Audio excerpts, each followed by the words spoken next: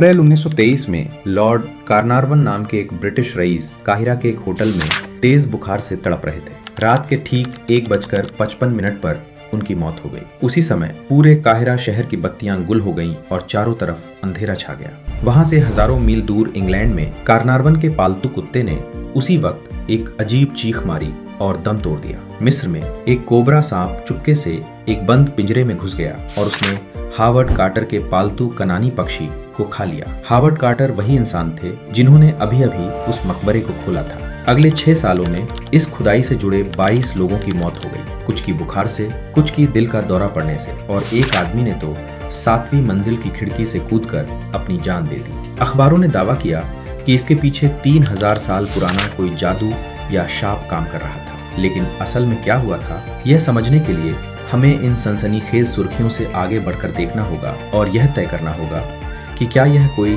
अलौकिक घटना थी या फिर मीडिया द्वारा फैलाया गया एक बहुत बड़ा झूठ। नवंबर 1922 तक वैली ऑफ द किंग्स को पूरी तरह खाली माना जा चुका था। 15 साल की खुदाई के बाद पुरातत्वविदों को वहां करीब 60 मकबरे मिले थे, जिनमें से ज्यादातर को प्राचीन काल में ही लूट लिया गया था। हावर्ड कार्टर के लिए फंडिंग पैसा मिलने का यह आखिरी सीजन था। उनके फाइनेंसर लॉर्ड कार्नारवन ने साफ कर दिया था कि अगर इस बार खुदाई में कुछ कीमती नहीं मिला तो पैसे मिलने बंद हो जाएंगे। फिर 4 नवंबर को उनकी टीम को चट्टान के अंदर कटी हुई सीढ़ियां मिली। ये सीढ़ियां एक बंद दरवाजे की तरफ जा रही थी, जिस पर शाही कब्रिस्तान नेक्रोपोलिस की मुहर लगी थी। कार्टर को राजा तूतनखामुन का खोया हुआ मकबरा मिल चुका था। वहां 5000 वस्तुएं ठीक उसी तरह रखी थीं जैसे उन्हें 3000 साल पहले रखा गया था। उस जगह पर सोने के रथ, उल्का पिंड के लोहे, मेट्रॉइट आयरन से बना एक खंजर और शुद्ध सोने का एक डेथ मास्क, मृत्यु मुखौटा मौजूद था। लेकिन इस सोने के बीच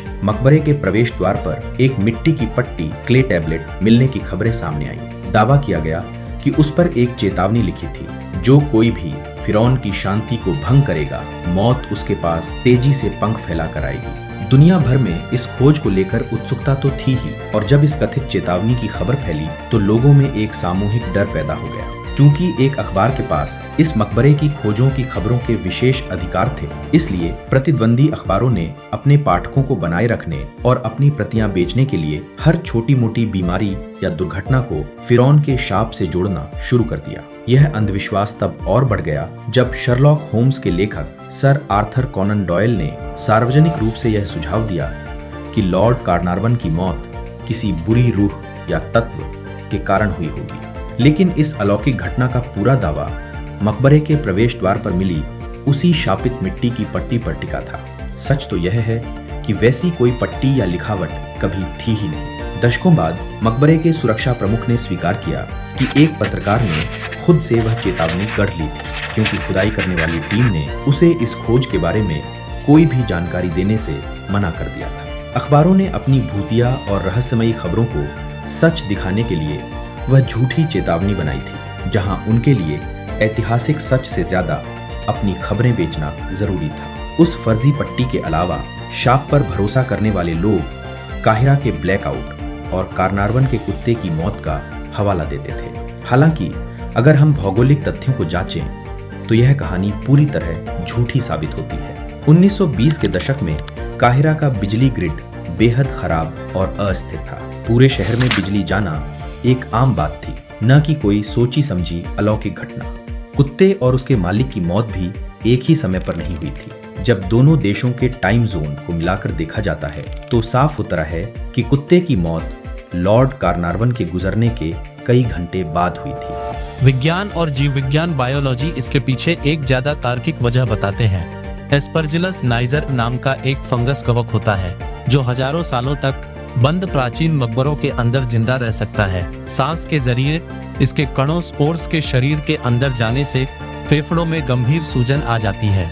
हालांकि 1923 में डॉक्टरों के पास इसके आधुनिक इलाज नहीं थे, लेकिन यह एक जानी मानी मेडिकल स्थिति है, न कि कोई जादुई बदला।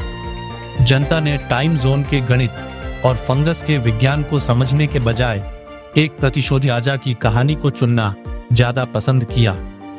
मीडिया ने अपने दावों को सच साबित करने के लिए कुछ शारीरिक सबूतों की बात भी कही, जैसे फिरौन के गाल पर एक गोल निशान होना जो ठीक उसी जगह था जहां लॉर्ड कार्नारवन को उस जानलेवा मच्छर ने काटा था।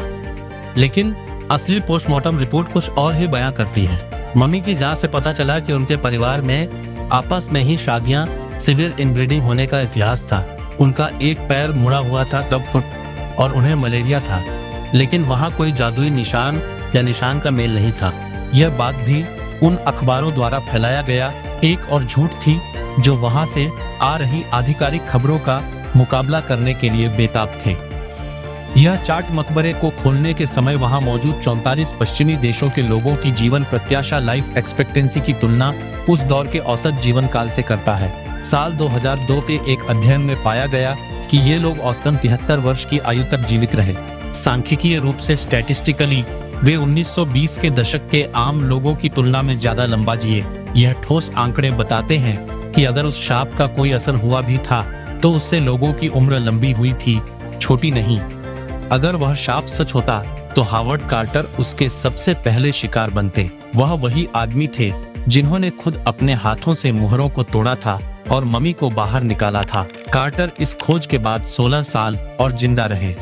वे 64 वर्ष की आयु में प्राकृतिक कारणों से मरे, यानी उस घटना के दशकों बाद जिसमें उन्हें कथित तौर पर मौत के लिए मार्क कर दिया गया था। बरसों तक पत्रकारों द्वारा फिरौन के जादू को लेकर परेशान किए जाने के बावजूद कार्टर का जवाब हमेशा एक ही होता था, मैं अब भी जिंदा हूँ। इस मामले के मुख्य व्यक्ति का इतने सालों तक जिंदा रहना इस रहस्य को हमेशा के लिए खत्म कर देता है। वह शाप सिर्फ मीडिया के दिमाग की उपज था। प्राचीन मिस्र के लोगों का मानना था कि एक इंसान की असली मौत तब होती है जब आखिरी बार उसका नाम लिया जाता है। तूतनखामुन की मौत के बाद उनके उत्तराधिकारियों ने उन्हें इतिहास से मिटाने की पूरी कोशिश की। उन्होंने स्मारकों और राजाओं की सूचियों से उनका नाम हटा दिया क्योंकि वे उनके शासनकाल को महत्वहीन मानते थे। 3000 सालों तक उन्हें भुला दिया गया था। लेकिन मीडिया द्वारा गढ़े गए एक काल्पनिक झूठ ने इस फिरौन को इतिहास के पन्नों में हमेशा के लिए अमर कर दिया। वह शाप भले ही एक धोखा था, लेकिन उसी कहानी ने इस कम उम्र के राजा को गुमनामी से बाहर निकाला और उन्हें वह अमरता दी जिसकी चाह हर किसी को थी।